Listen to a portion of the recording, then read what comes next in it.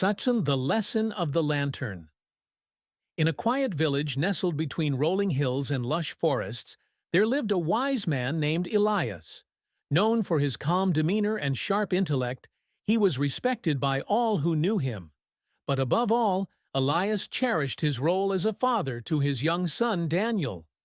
Daniel, though bright-eyed and curious, often found himself distracted by the simple joys of childhood, chasing butterflies, climbing trees, and playing with friends in the fields. He loved these moments but struggled to see the value in sitting quietly at his desk with books open before him. His grades were decent, but his heart wasn't fully invested in learning. One evening, as twilight painted the sky in hues of orange and purple, Elias called Daniel to sit beside him on their porch. The air was cool, carrying the faint scent of wildflowers. In one hand, Elias held an old oil lantern that had been passed down through generations of their family. "Come closer, my boy," Elias said gently, placing the lantern on the wooden railing. "I want to tell you something important about this lamp."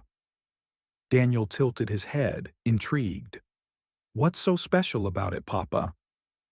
Elias smiled and began polishing the glass surface of the lantern with a soft cloth.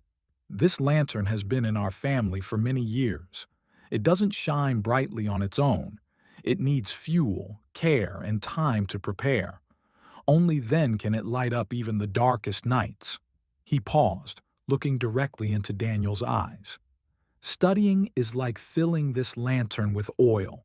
Each lesson you learn, each book you read, and every question you ask adds more fuel to your mind.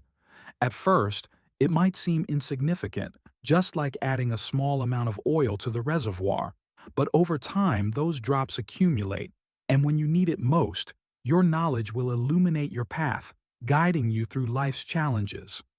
Daniel frowned thoughtfully. "But Papa, why do I have to study now? Can't I wait until later?" Elias chuckled softly. "Ah, my dear son, think of education as planting seeds.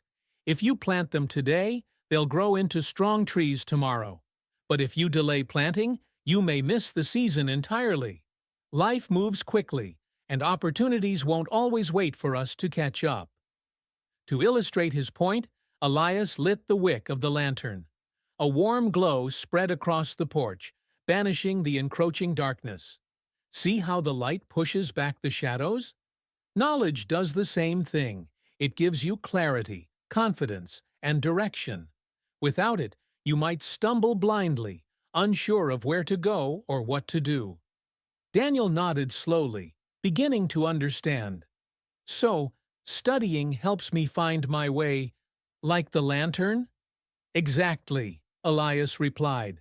"And remember, no one else can fill your lantern for you. You must take responsibility for your own learning. Some days it may feel tedious or difficult, but trust me, the effort..." As the stars emerged overhead, Elias wrapped an arm around Daniel's shoulders. "There's another reason why studying matters, my boy.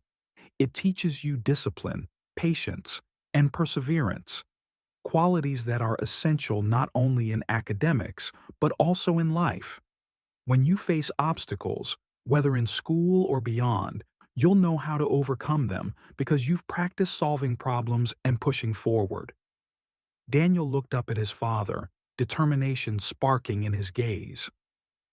"All right, Papa. I'll try harder. I'll make sure my lantern stays full."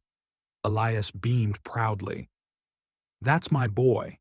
And whenever you feel discouraged, come back to this lantern. Let it remind you of the power of knowledge and the importance of preparation." From that day on, Daniel approached his studies with renewed vigor. Though he still enjoyed running barefoot through the meadows and exploring the woods, he understood that balancing fun with focus would lead him toward a brighter future. And as the years went by, the lessons of the lantern stayed with him, guiding him through triumphs and trials alike. For Daniel, just like the lantern, the flame of wisdom burned ever brighter, illuminating not only his path, but also the lives of those fortunate enough to walk alongside him.